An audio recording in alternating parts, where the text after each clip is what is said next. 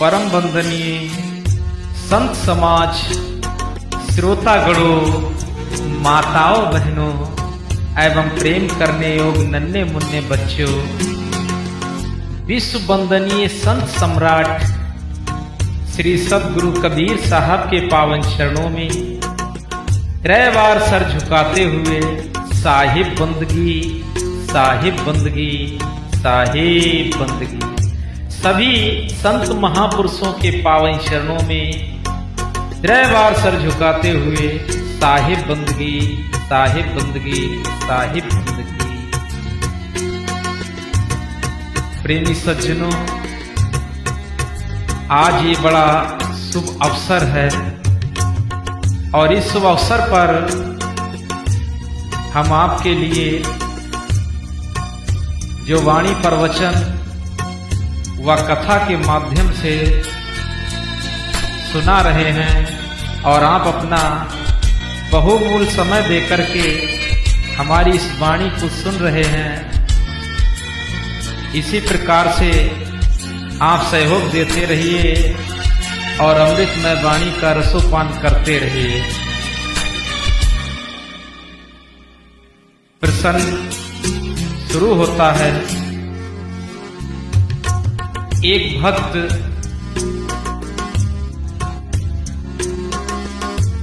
अपने गुरु से कहता है कि हे गुरु जी, ये बताइए, जो संत गुरुजनों की बात नहीं मानता है,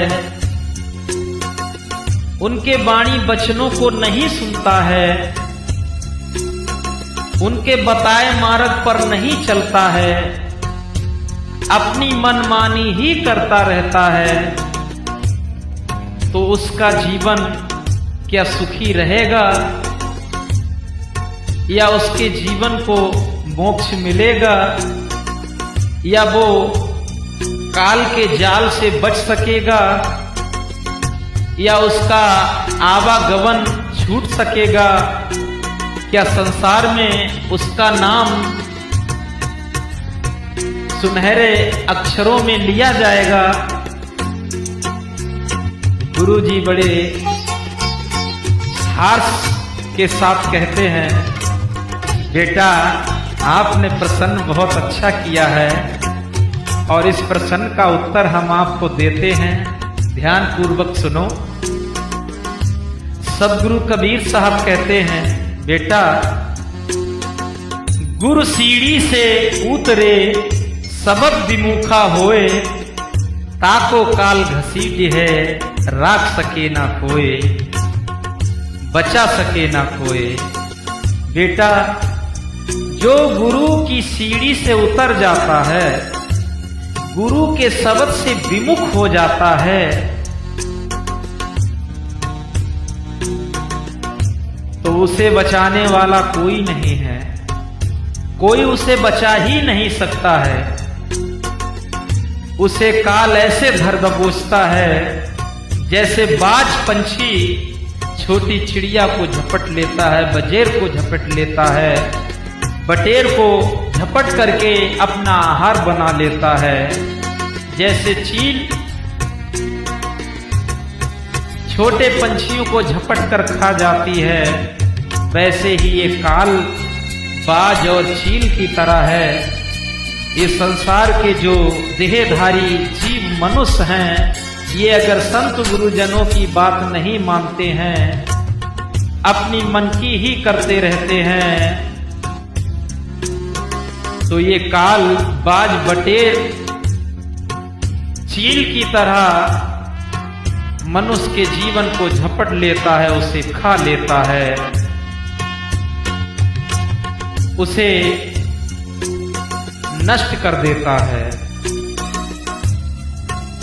कबीर साहब कहते हैं कि मन अभिमानी न कीजिए, कहें कबीर पुकार, जो सिर साधु को ना नमे, तो सिर काट उतार। जो संत गुरुजनों की बात नहीं मानता है, तो उसे जीवन में दुख ही दुख भोगना पड़ता है। बात समझ में आ रही है? तो सभी लोग ध्यान दें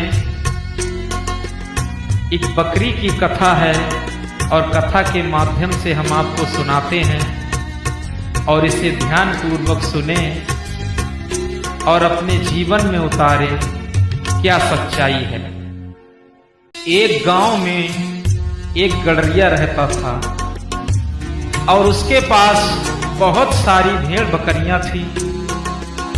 उसका यही काम था कि भेड़ बकरियों को घर से ले जाना, जंगल में उनके लिए चराना और चरा के फिर वापस ले आना।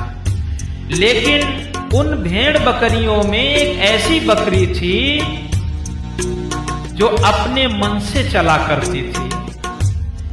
हेड़ में नहीं चुंगा करती थी, हेड़ से अलग चुंगा करती थी। कभी कभी जंगल में खो भी जाया करती थी तो ढूंढने पर मिल जाती थी। लेकिन वो गड़रिया उस बकरी के लिए बहुत समझाता है, उसके सर पर हाथ रखता है, बड़े प्रेम श्रद्धा से समझाता है कि हे बकरी महारानी, ऐसा है तुम हेड़ के साथ चुंगा करो, इधर उधर अकेले चरने मत जाया करो, क्योंकि इस जंगल में एक कसाई भी बकरी को लेकर आता है चुंगाने के लिए।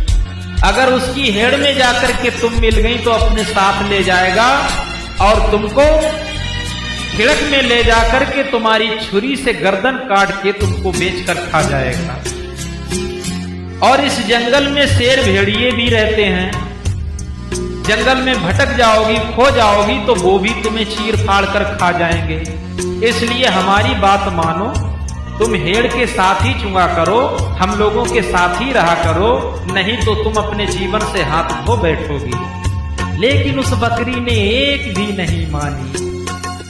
अपनी मन की थी ना, मनमानी किया करती थी।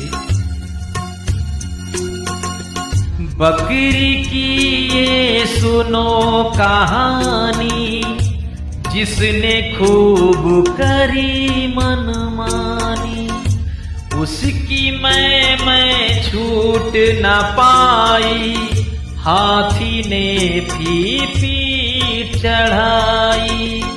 बकरी एक गड़रिया की थी, हेड़ी से वो बिछड़ गई थी। आपदकाल विपत की मारी, एक जंगल में खो गई थी। जंगल में खो जाती है।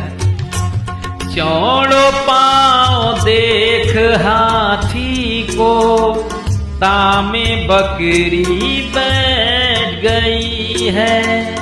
लेकिन चतुर बहुत थी, बुद्धि कम थी लेकिन चतुर बहुत थी। जैसे कौवा चतुर होता है, चालाक होता है, अपने लिए होशियार बहुत बनता है, लेकिन सुबह होते ही टट्टी में मुंह मारता है। यही वृत्ति की वो बकरी थी, हमेशा अपने मन से चला करती थी। आज जंगल में जब फंस जाती है तो उसने देखा कि एक चौड़ा सा पैर बना हुआ है, तो एकदम विचार लगाया, विवेक किया उसने कि अरे ये तो जंगल के राजा हाथी महाराज का पैर है, चलो इसी में बैठ जाती हूँ, इसकी वजह से कोई मुझे शेर भेड़िया भी टच नहीं कर पाएगा।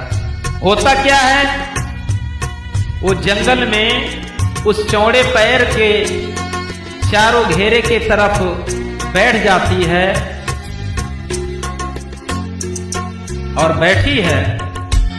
होता क्या है,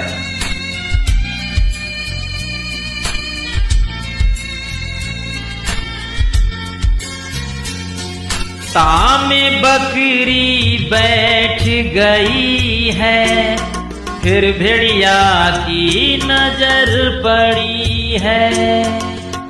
भेड़िया खुशी होए मन अपने, देखे आपनो शुभ खाना।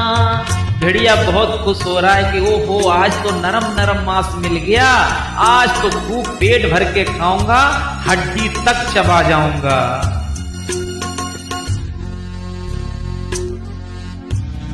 कहता है, ओ तुम कौन कहां से आई, कौन तुम्हें बैठार गो है। बकरी कहे खोज को लख ले, बैहा में बैठार गो है। देख पाओ हाथी को भेड़िया, भेड़िया ने दहशत है खाई। जब भेड़िया ने हाथी को पैर को देखा तो एकदम दहशत खा गया। कहने लगा, अरे ये भी तो जंगल का राजा है, बहुत मोटा तगड़ा होता है, इससे हमारे कौन लेगा लड़ाई, और वहां से चल देता है। इस्तपाक झाड़ी के अंदर भेड़िया हुआ रवाना है, भेड़िया हुआ रवाना है।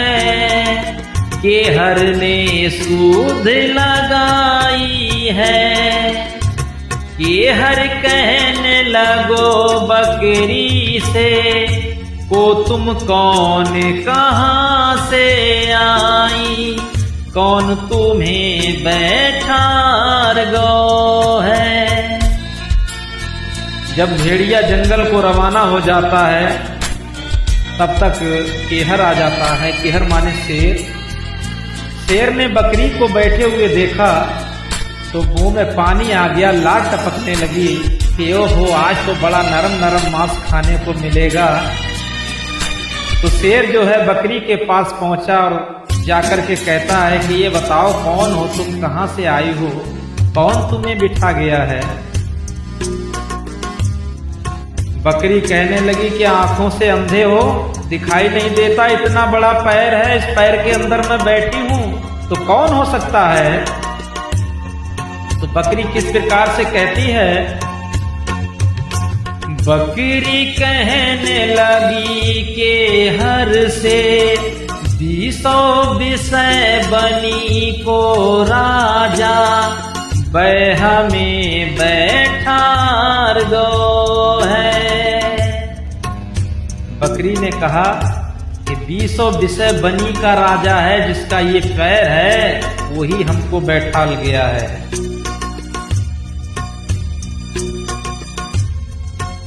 हाथी समझ जाता है, हाथी दादा से बचने में समझो मेरी भलाई है, को मेरे लिए लड़ाई।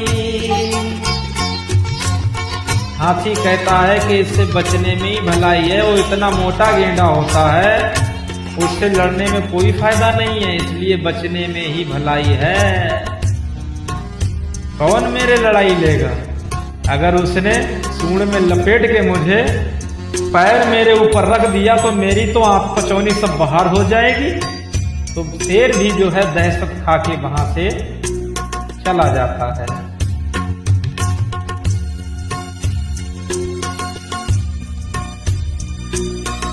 शेर भेड़िया भागे दोनों, फिर हाथी का हुआ है आना, चौड़े पांव जमावत आवे, फिर बकरी ने है पहचाना।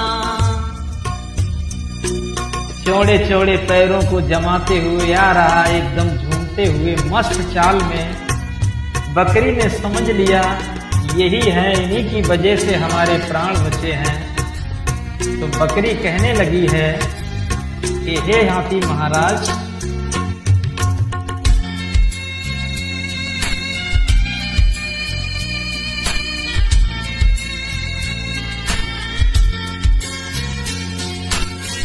तुम्हारी दया से नाथ जी मेरे, आज बच गए हमरे प्राणा। हाथी कहने लगो बकरी से, निश्चित के हो फल तुम खाना, निश्चित हो के फल तुम खाना। बकरी कहने लगी हाथी से, ऊंचे पेड़ बनी के नाथ जी, कैसे मिलेंगे सुबह खाना। जब बकरी ने हाथी को पहचान लिया और कही कि हे नाथ जी, आपकी बदौलत हमारे प्राण बचे हैं, तो हाथी ने कहा आप निश्चित के फल खाइए। बकरी कहती है ये तो बड़े ऊंचे ऊंचे पेड़ हैं, हमको कैसे खाने को मिलेंगे। ये सुन हाथी फौरन बोला, मिलेगा तुमको सुबह खाना। सूंड से लपेट पीठ पे धर लई।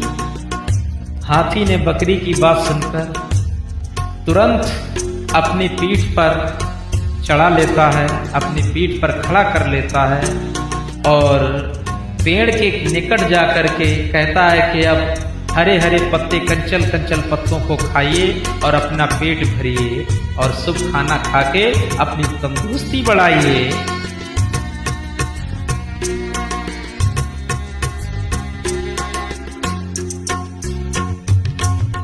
सूंड से लपेट पीठ पे धर लई, अब हाथी संग रहने लगी है। और हाथी के साथ रह रही है, मौज मस्ती कर रही है, किसी भी प्रकार की कोई भी चिंता नहीं है। ना तो शेर का डर है, ना भेड़िए का डर है, ना कुत्तों का डर है, ना गीदड़ों का डर है। हाथी के साथ मौज कर रही है। क्या संग मिला है।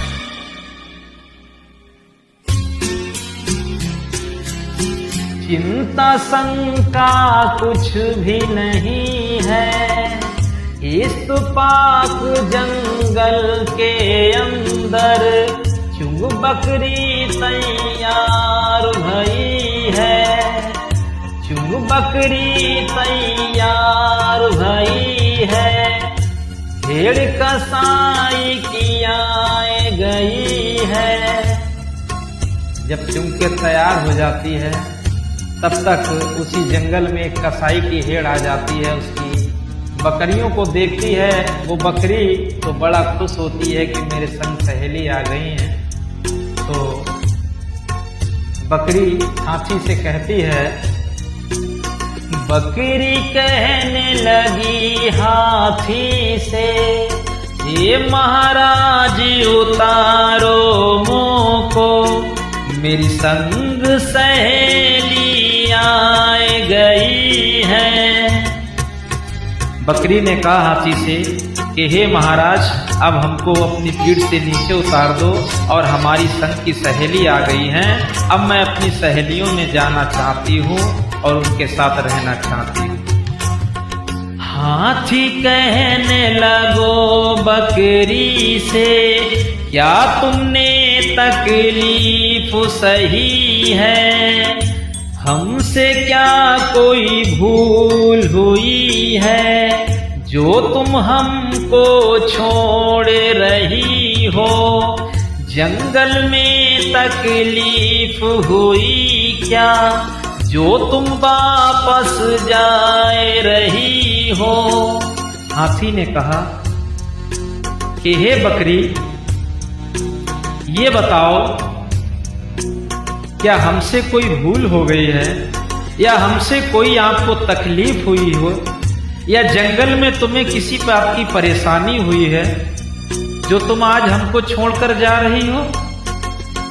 बकरी कहने लगी, नहीं ऐसी कोई बात नहीं है, आपके साथ हम बहुत मौज से रहे और जो है, लेकिन अब हमारी संग सहेली आ गई इसलिए हमको जाना है। तो हाथी कहता है कि देखो बकरी रानी, हमारी बात मानो, ये संसार बड़ा स्वार्थी है, मतलब का है, और आप इस जंगल में खा पी के तगड़ी हो गई हो। जिसके यहां तुम जाओगी वो तुम्हें बख्शेगा नहीं, पैसों की खातिर, तुम्हारा नरम नरम मांस की खातिर तुमको मार के खा जाएगा या किसी के हाथ बेच देगा, तुम्हारा जीवन नष्ट हो जाएगा। इसलिए हमारी बात मानो, हमको छोड़कर मत जाओ। अगर हमको छोड़कर आप जाती हो तो तुम्हारे जीवन की खैर नहीं है। मान लो हमारी बात। लेकिन कहा कि बकरी तो मन की है, अपनी मनमानी कर रही है, क्योंकि तैयार हो गई है, तगड़ी तंदुरुस्त हो गई है। लेकिन उसने उस हाथी की भी बात नहीं मानी और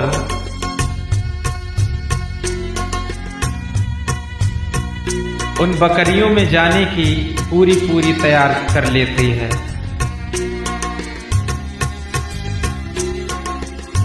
किस प्रकार से, ध्यान दें।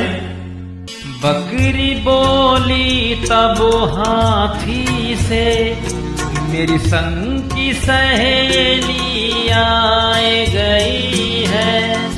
तब हाथी ने पीठ से अपनी बकरी नीचे उतार गई है।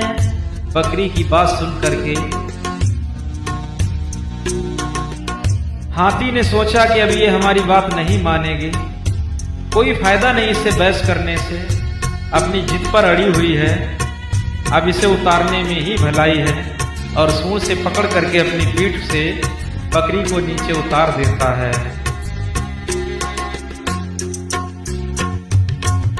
बकरी दौड़ हेड़ में पहुंची, हाथी को अपने भूल गई है। जैसी हेड़ में पहुंची तैसी जिस हाथी की वजह से प्राण बचे थे, उसी हाथी को आज बकरी भूल जाती है और भेड़ों में जाकर चरने लगती है। होता क्या है, जब बकरी को कसाई ने देखा, अरे ये तो बड़ी मोटी ताजी है। मोटी ताजी देख बकरिया, हेड़ कसाई बढ़ाए दई है। बकरी ठास खीरक में दे लई, तुरत छुरी पहनाए लई है। बार बार हाथी बर जो सो मेरे आगे आए गई है। मोटी ताजी बकरी को देखकर वो कसाई तुरंत अपनी हेड़ को घर की तरफ हाँक देता है और जब घर पहुंचता है तो उस मोटी बकरी को पकड़ के ठांस के खिरक में दे देता है और छुरी को पहना करके उस बकरी की तरफ आता है।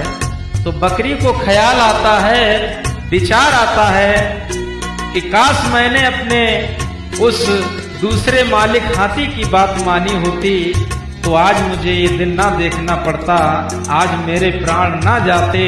तो ये मन में विचार कर रही है। लेकिन कबीर साहब कहते हैं, आछे दिन पाछे गए किया न गुर से हेत, अब पछताए होत का जब चिड़ियां चुन गई खेत। याद आ रही है, बार बार हाथी ने बर जो सो मेरे आगे आए गई है। सो मेरे आगे आए गई है। ज्यादा बात कौन करे अब, बकरी की गर्दन काट दई है। ऐसे ही काल जीव को मारे, बन बने आप कसाई। गुरु जी कहते हैं, बेटा बात समझ में आई कि जो गुरु की बात नहीं मानता है,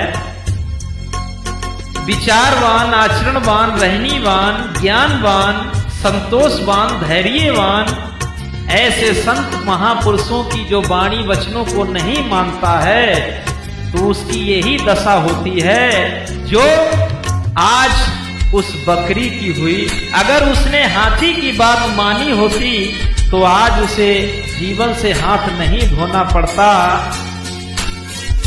लेकिन उसने नहीं मानी। तो गुरु जी कहते हैं, बेटा यही बात है कि गुर सीढ़ी से उतरे सबद विमुखा होए, ताको काल घसीट है बचा सके ना कोई। आज उस बकरी को कोई नहीं बचा पाया, अगर बात हाथी की मानी होती तो शायद उसके प्राण बच जाते और जीवन उसका बरकरार बना रहता, लेकिन उसने बात नहीं मानी।